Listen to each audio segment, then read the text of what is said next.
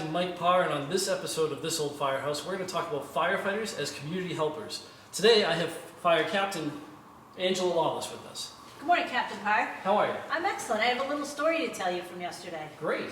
So we had a fire drill up at the Imago School, and when we got there, all of the kids were outside, just as they were supposed to be. That's a great help to firefighters. It certainly was. I knew where every kid was, and that building was clear with all of the doors and windows shut. Now, when the kids came outside, were they surprised to see all the big red fire trucks and all the firefighters? They were excited, but, you know, they understood they needed to stay back. That's good, that's Yeah. good. So maybe we should take some time and show you what some of the firefighters look like here in Maynard, so you can understand what they might look like if they come to your emergency. That's a great idea.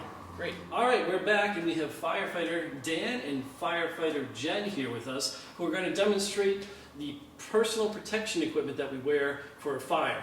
Now, fire is very, very hot. It's something you should never play with, and the only way that firefighters can actually do their job is by wearing all of this personal protective equipment. Right, Captain Lawless? That's true. It takes us a little bit of time to get into it, but we train pretty hard to get in fast. So it'd be good right now, I think, if we take a little nice and slow and put on our pants and coat, and we'll explain to you why it is important that we wear these things. So, Firefighter Dan, Firefighter Jen, let's gear up.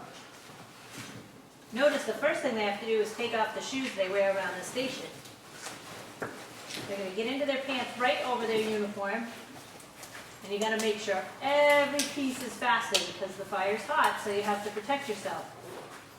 These pants and coats actually have protection from water and heat, so it keeps them dry and it keeps them from getting burnt on their skin.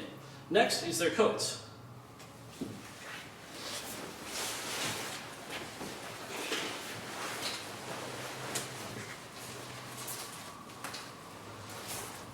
You can see these coats, again, go all over their regular uniform.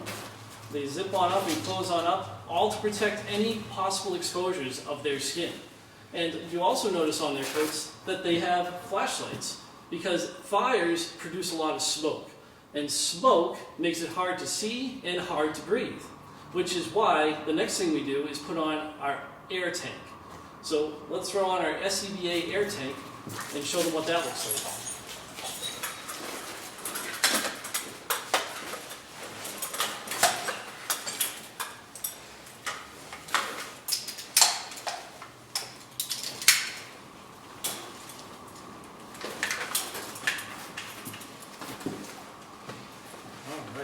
So this is what your firefighters are going to look like when they show up at your house when there's a fire. The last piece that they need, though, is a helmet. So we're going to throw on our fire helmets, and that's going to help protect our heads from anything that could fall in a fire, like a ceiling or a wall. So let's throw on our helmets, guys. Well, they're putting on their helmets, Mike. You forgot to tell them about the boots. Oh, that's right. We have big boots that are actually slipped inside of our pants that help protect our feet. They actually have a steel toe, and they're also waterproof.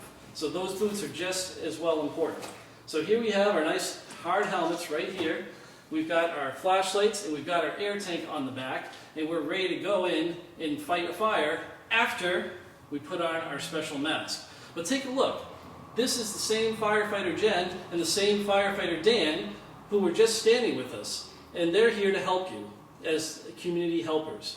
So they're going to throw on their masks so you get to see what it looks like.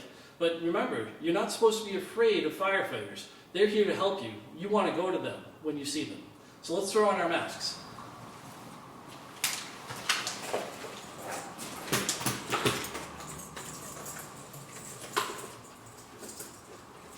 They got to make sure they're snug right tight to their face so no smoke comes in. That's Have right. you ever been sitting around a campfire? I've been sitting around a campfire, and it's really good that we don't play with fire and we make sure we're 3 feet back when we're around fire. Only when you have protective equipment like this can you get close to a fire, and a lot of training. Yeah. It protects their eyes and their airway. Excellent. So here you see what a firefighter will look like when they come to your house. And if you ever have a fire and you need someone to help you and get you out, go to the firefighter. They're here to help you. Now we've seen how all the firefighter protective gear works, let's see how fast Firefighter Dan and Firefighter Jen can put it on.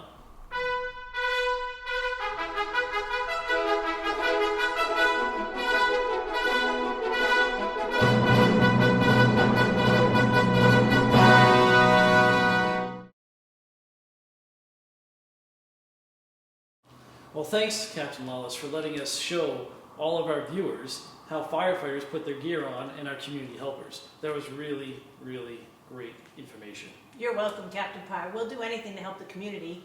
That's awesome. So I just wanted to recap real quick. I think one of the most important things to say is that community helpers and firefighters are those same people who live in our own community. They come into work wearing regular clothes, they go upstairs, they put on their uniform, they come downstairs, and they're there to help us. They're firefighters. That's true. A lot of our firefighters are moms, dads, and people that work in the community and other jobs. Maybe even your neighbors might be firefighters or police officers, nurses. Any type of servant to the community can be considered a community helper. Yeah, and the kids in the community can do a lot to be our community helpers. That's right.